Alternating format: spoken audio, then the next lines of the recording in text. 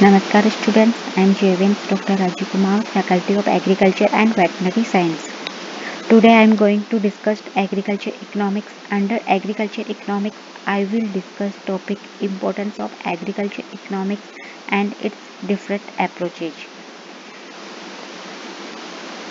The importance of agriculture economics. First, agriculture economics find to seek relevance between causes and effects in agriculture.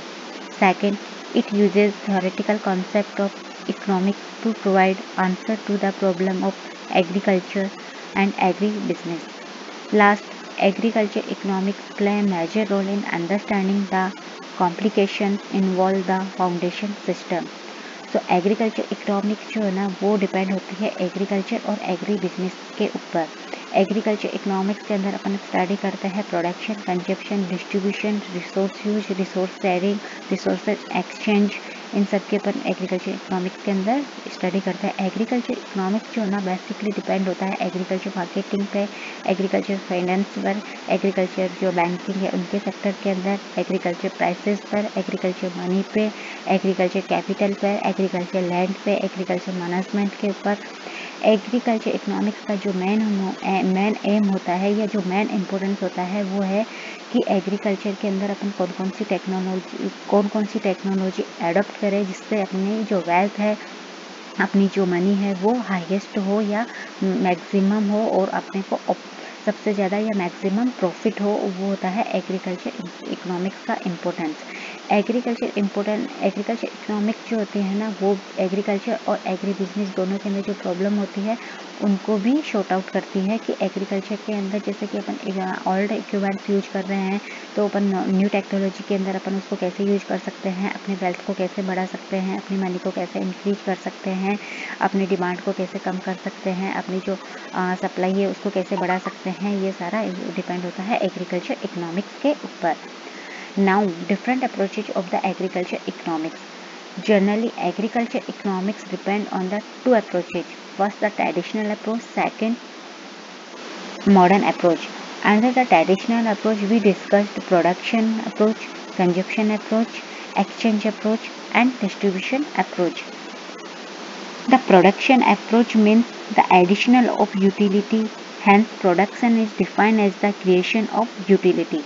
It means कोई भी चीज़ अगर अपन grow कर रहे हैं, grow करने के बाद में उसको अपन ट्रांसफ़र कर रहे हैं one palace to another palace के अंदर या फिर one production point to another production point के अंदर, तो वो होता है अपना प्रोडक्शन। फिर अपन आते हैं कंजप्शन पे। कंजप्शन क्या होता है, अपन ने प्रोडक्शन कर लिया, प्रोडक्शन करने के बाद में अगर अपन उस चीज़ को यूटिलाइज कर रहे हैं, यूज कर रहे हैं, तो उसको कहते हैं अपन कंजप्शन।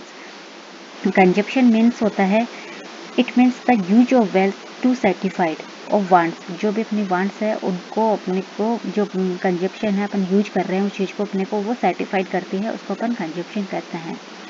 फिर थर्ड आता है एक्सचेंज। एक्सचेंज मीन्स होता है the word exchange of good employs the transfer of good from one person to other person. Exchange of good take place among group of individuals, countries, market, region and so. Exchange जो होता है ना इसके अंदर एक good को दूसरी good के या एक गुड को एक पर्सन से दूसरे पर्सन के बीच में अपन ट्रांसफ़र करते हैं, एक कंट्री से दूसरी कंट्री के अंदर अपन ट्रांसफ़र करते हैं या फिर एक मार्केट से दूसरे मार्केट के अंदर अपन गुड को ट्रांसफ़र कर रहे हैं, तो उसको कहते हैं एक्सचेंज और इसको एक्सचेंजेबिलिटी भी बोल सकते हैं। Then after the distribution refers to the sharing of wealth produced by the community among the agent of production. Proper distribution of wealth and resources led to the growth and economic welfare of the people in the nations. Now, modern approach. Under the modern approach, we discussed microeconomics approach and macroeconomics approach.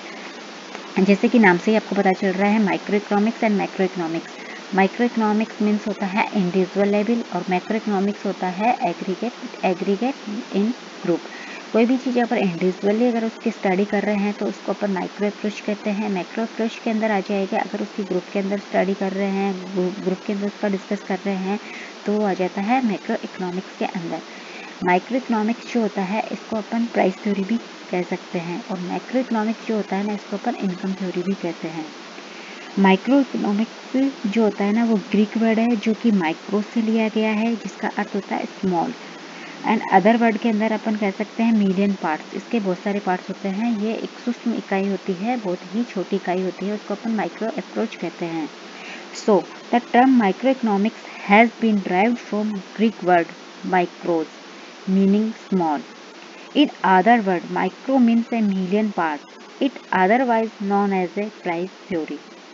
It focuses on price determination. Microeconomics fundamentally deal with the economic behavior of individual economic units such as a consumer deals with the economic behavior and resources. Then after the macroeconomics approach. The macroeconomics approach derived from the Greek word which means micros, meaning large. Macroeconomics otherwise called a income theory. It treats the economic system as whole rather than the treating the individual economic unit of which it is the composed. Macroeconomics is concerned with the value of the overall flow of goods and the value of the overflow of resources. So, macroeconomics basically depend theory of money, theory of price, theory of banking, theory of economic growth, and theory of distributions, theory of general equilibrium analysis, and theory of policy formulation and analysis, etc. Now, economic as a science और art. Economics है ना उसको अपन science भी कह सकते हैं और उसको अपन आर्ट भी कह सकते हैं। इकोनॉमिक्स साइंस कैसे है, क्योंकि इकोनॉमिक्स जो है ना वो डील करती है सोशल साइंस से, और जो इकोनॉमिक्स जो होती है ना वो पॉजिटिव और नॉर्मेटिव साइंस है। ये नेगेटिव भी हो सकती है और ये पॉजिटिव भी हो सकती है। जो एग्रीकल्चर इकोनॉमिक्स है ना वो डील करती है सोशल साइंस से भी डील करती है, या पॉलिटिकल साइंस से भी डील करती है, साइकोलॉजी से भी डील करती है, हिस्ट्री से भी ये डील करती है। इकोनॉमिक्स जो है ना वो इकोनॉमिक्स के अंदर अपन स्टडी करते हैं वेल्थ की। अगर इसको अपन पॉलिटिकल साइंस के अकॉर्डिंग देखें तो इसको पॉलिटिकल साइंस इसलिए कहते हैं क्योंकि इकोनॉमिक्स के अंदर अपन स्टडी करते हैं स्टेट एंड गवर्नमेंट की। इसके अंदर स्टेट भी आता है और गवर्नमेंट भी इसके अंदर इन्वॉल्व होता है, इसलिए इसको अपन पॉलिटिकल साइंस भी कह सकते हैं। फिर आता है सोशल साइंस। इकोनॉमिक्स को सोशल साइंस इसलिए कहते हैं क्योंकि अपन इसके अंदर human behaviour, human nature, human wants इनकी स्टडी करते हैं, इसलिए इसको अपन सोशल साइंस भी कह सकते हैं। ना नॉर्मेटिव और इसको इकोनॉमिक्स जो होती है ना वो पॉजिटिव भी हो सकती है और नॉर्मेटिव भी हो सकती है। पॉजिटिव इसलिए हो सकती है क्योंकि इसके अंदर अपन ह्यूमन बिहेवियर की स्टडी करते हैं, तो ह्यूमन के जो बिहेवियर होते हैं उनके जो काजेज होते हैं ना वो नेगेटिव सेंस के अंदर भी जा सकते हैं और पॉजिटिव सेंस के अंदर भी जा सकते हैं।